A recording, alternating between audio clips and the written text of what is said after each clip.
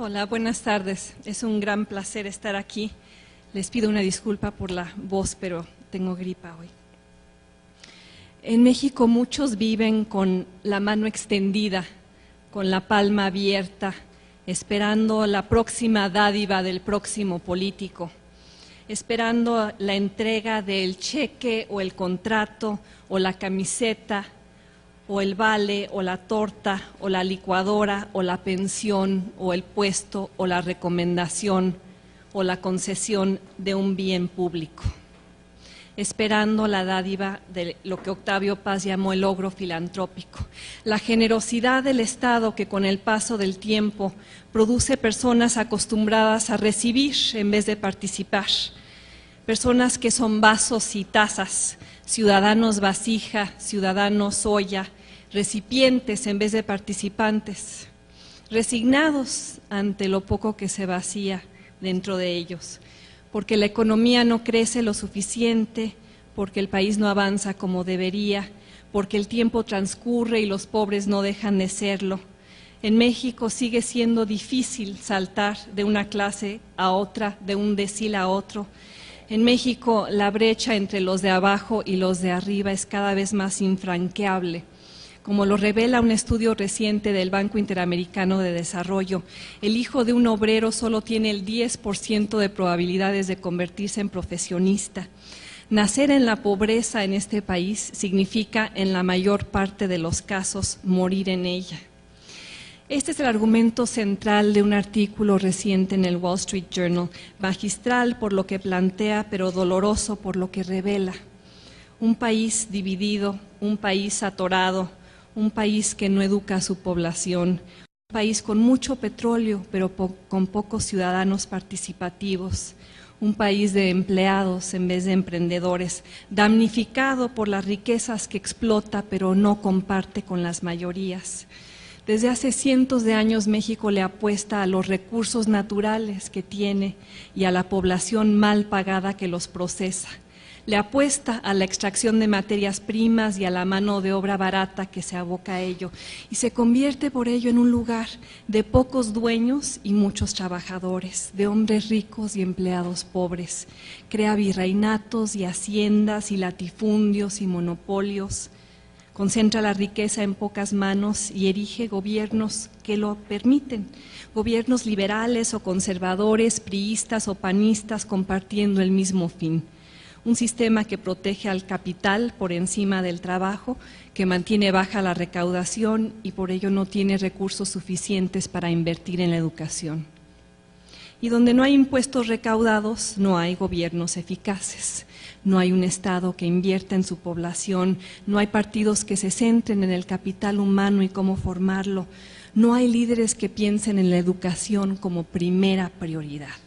En cambio, sí hay mucha obra pública, muchos caminos y puentes y segundos pisos y torres del Bicentenario, muchas formas de obtener apoyos cortoplacistas y los votos que acarrean, muchas formas de vida y de hacer política vivas en el PAN, en el PRI, en el PRD, formas de ejercer el poder que tienen a México agarrado de la nuca.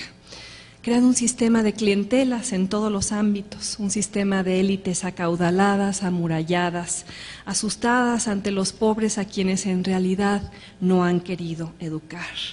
Porque no quieren franquear la brecha que tanto los beneficia, porque no tienen incentivos para hacerlo, porque ahí están los choferes y los obreros y los maestros y las empleadas domésticas y los jardineros mal pagados, los que asisten a la escuela por turnos y dejan de hacerlo porque no parece importante, sin primaria terminada, sin preparatoria acabada, sin una carrera profesional para hacerlos productivos y competitivos, ciudadanos empoderados de México y del mundo.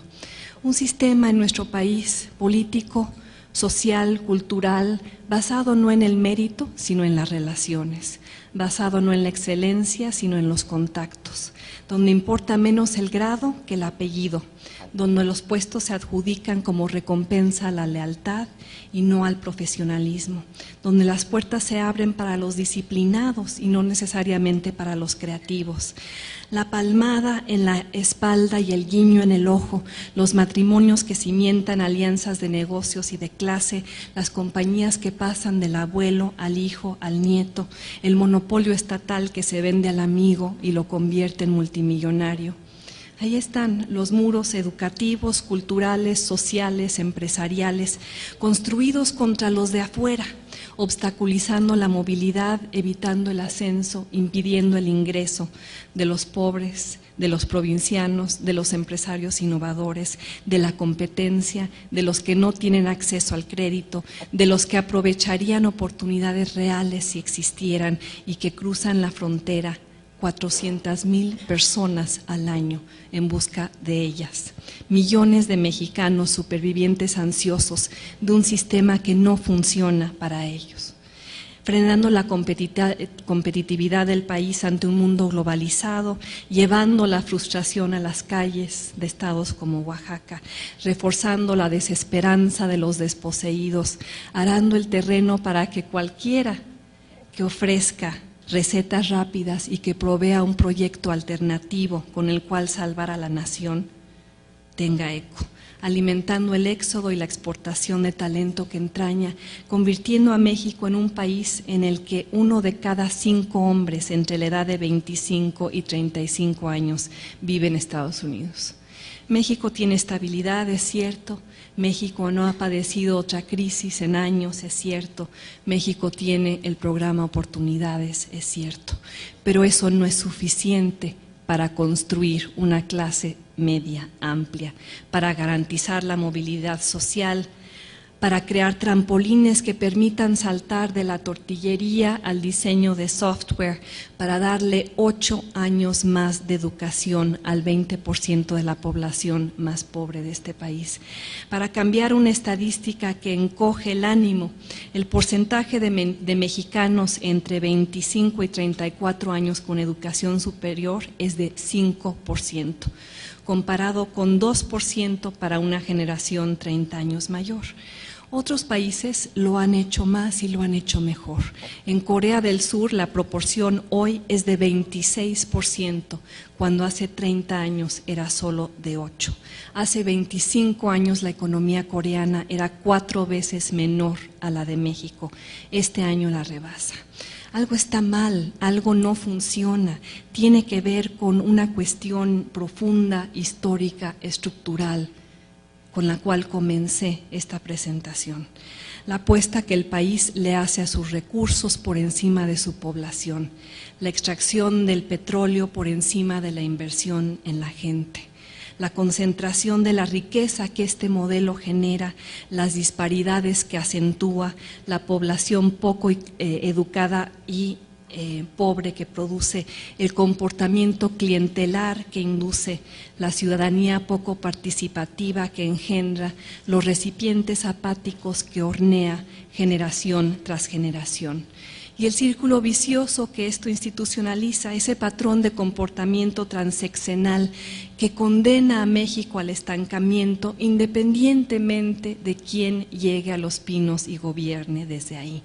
Ese patrón de reformas parciales o minimalistas o postergadas, de privatizaciones amañadas o mal ejecutadas, de todo lo que no se hace porque el petróleo vale más de $70 el barril. Eso que permite perder el tiempo, evitar las reformas indispensables, darle cosas a la población en vez de educarla. Como escribe el filósofo político Michael Ignatieff, los recursos naturales como el petróleo son un arma de doble filo para la democracia en cualquier país en desarrollo, porque el petróleo puede idiotizar a un país. Puede volverlo flojo, complaciente, clientelar, parasitario, más interesado en vender barriles que en educar a su población, más centrado en la extracción de recursos no renovables que en la inversión en talentos humanos. como México ayer, como México hoy, víctima de lo que el columnista del New York Times, Tom Friedman, llama la primera ley de la petropolítica. ¿Y cuál es esta ley? Mientras mayor sea el precio del petróleo, menor será el ímpetu reformista y el compromiso modernizador. México, adicto al petróleo, equivocándose una y otra vez, presa desde hace 30 años de la maldición que entraña obtener ingresos con tan solo perforar un pozo, donde no importa cómo competir, sino cuánto extraer, donde no importa cómo innovar, sino dónde perforar, donde no importa crear emprendedores, sino proteger depredadores, con efectos perniciosos para la economía, para la política, para la democracia, para la ciudadanización. Porque, reitero, cuando un gobierno consigue los recursos que necesita para sobrevivir vendiendo petróleo, no tiene que recaudar impuestos. Y un gobierno que no recauda impuestos para pagarse a sí mismo o a sus aliados, no tiene que escuchar a su población o representarla o atender sus exigencias, puede aliviar tensiones sociales aventándoles dinero. Puede atenuar las exigencias comprando a quienes las enarbolan, puede posponer la solución de problemas usando dinero discrecional que el petróleo provee. Puede evitar la rendición de cuentas porque hay demasiados partidos satisfechos con sus prerrogativas multimillonarias, hay demasiados sindicatos contentos con sus bonos sexenales, hay demasiados mexicanos conformes con ese estado dadivoso, con ese ogro filantrópico como para exigir su transformación.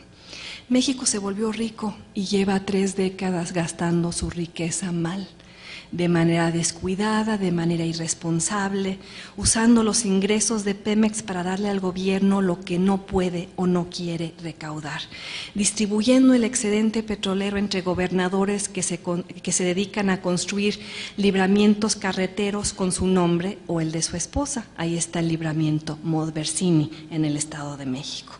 Financiando un sistema de partidos políticos multimillonarios y medios que hasta hace poco, con la reforma electoral, los expolian, dándole más dinero a Carlos Romero de Champs que a los agremiados en cuyo nombre dice actuar.